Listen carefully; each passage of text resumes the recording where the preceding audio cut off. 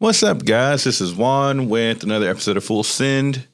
And yeah, I know it's been a long month and it's been a very busy month for us here at the shop. But that's great.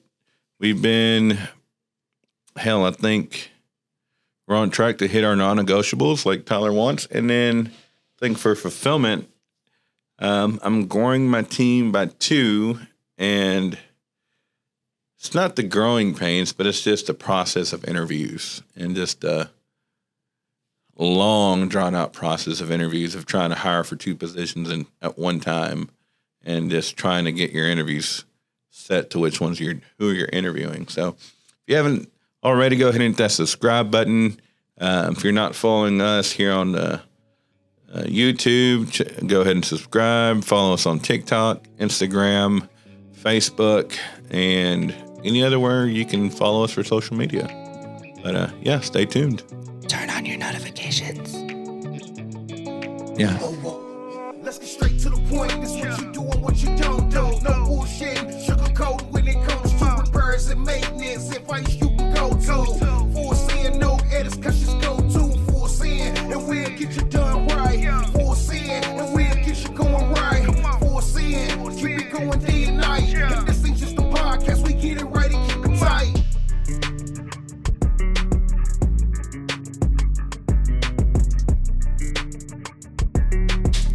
Hi. All right, we're back. Yeah. Gifford did a nice little intro of hit the wall, hit the floor, or something like that. But anyways,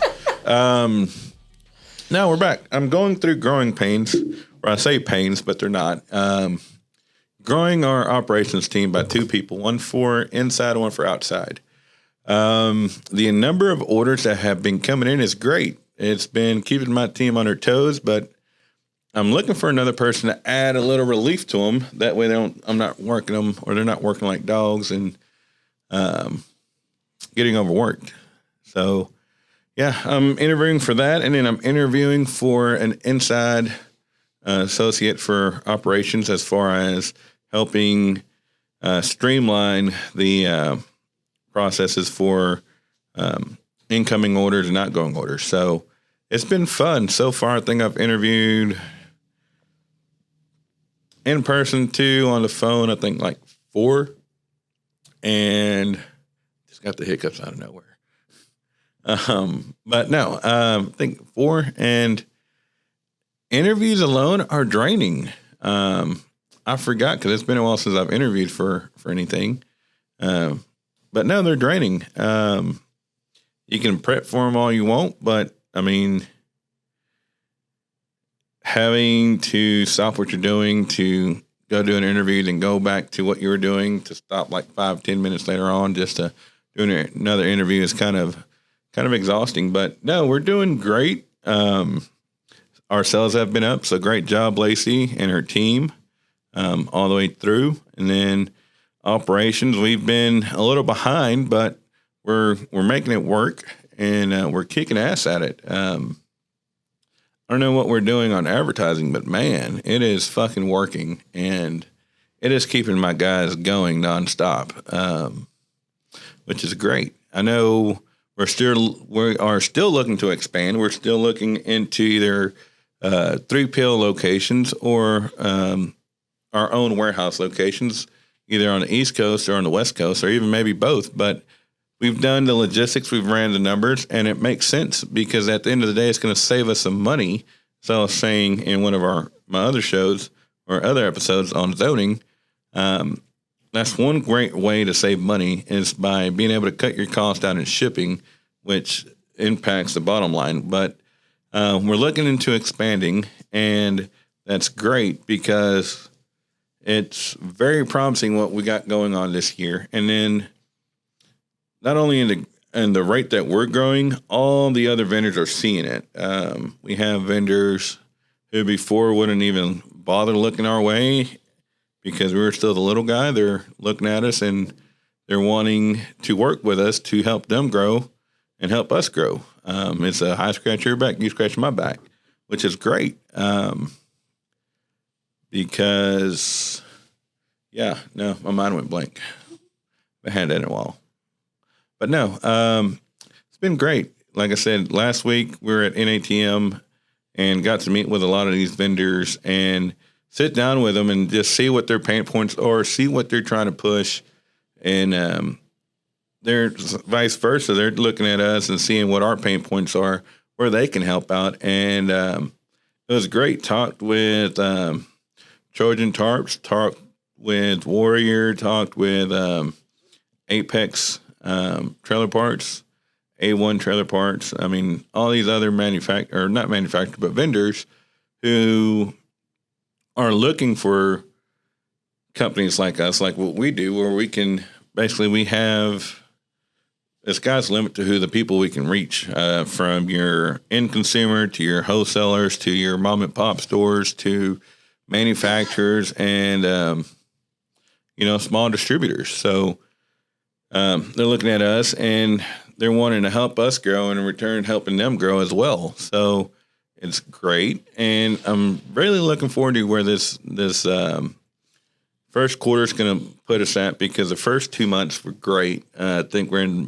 about to wrap up February, but if the numbers stay on track, it's going to be a record-breaking February, which is, again, shout out to Lacey and her team for kicking ass in it, and shout out to the operations team for keeping up with it, because it is a lot of orders. I think last time I checked last week,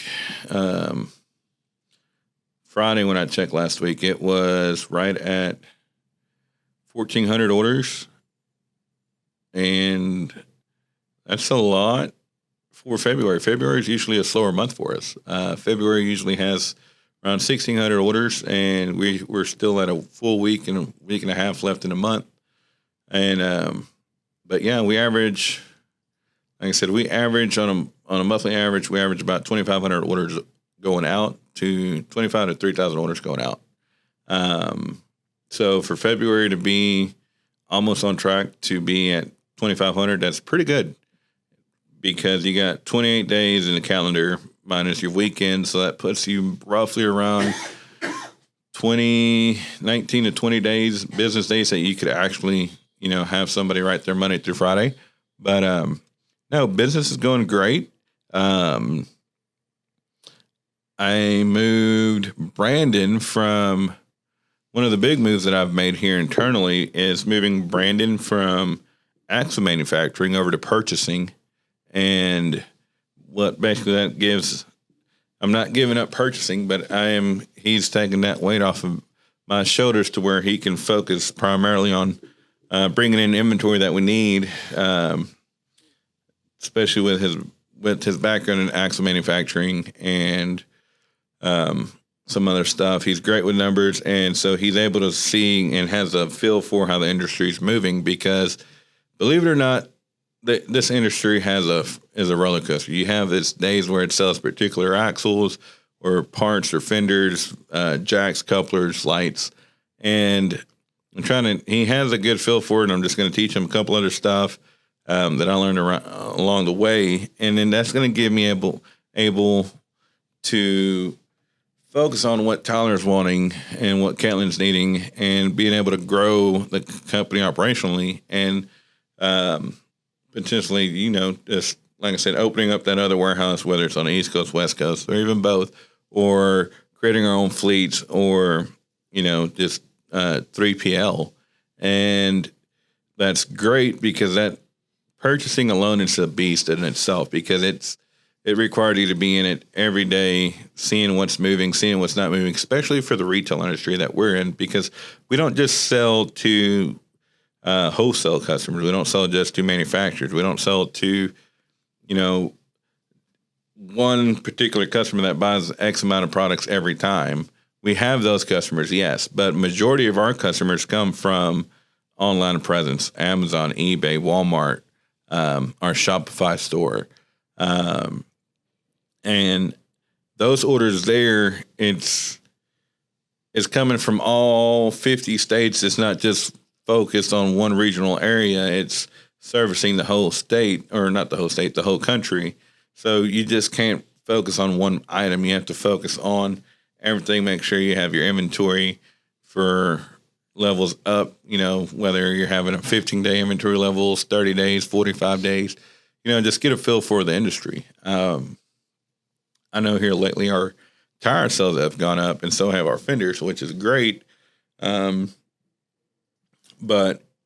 it caught me by surprise because out of nowhere, I was doing maybe 1 truckload to 2 truckloads a month to now I'm getting a truckload of tires and wheels every week, which is great. But no, this month has been interesting, and I'm excited to see where the third quarter, or not third quarter, but March is, because usually I think I was talking to Lacey earlier, and she said February, we're prepping up for February for 1.5 million. I'm going to say we're probably going to hit 1.5, if not 1.6, which would be great. I think our all-time high in February is 1.7. So if we hit that, freaking kudos to everybody on the team, because it's not just one side. It's not one team that makes it happen. It's everybody working together and making it happen. So, no, it's great. I think everybody actually is expanding on their teams, because I'm adding 2. I think Lacey added some to her e-coms team. I think Kiefer's adding somebody in for videographer. And then, you heard that. Uh-huh. Yeah. And then I think they're adding somebody in finance. I'm not sure. But no, our team is growing. We went from like 20 people to, how many people we got, Kiefer? Maybe like 30 now? And he ignored me now. Selective hearing. I think close to 30. Probably over once we get all the new hires. So once we get everybody hired in, I think we'll be around 30 to 35 people. So that's pretty good, seeing how we're pushing out. We're averaging about 1.3 a month in revenue, which is great. Let's see. But no, it's great. Man, I don't even think I've met half the new people. They're all working remote. Yeah. Damn. I think I met Jimmy today for the first time. Well, I saw his screen. He just had a J. So you haven't met Matt? Matt, Door, Jimmy.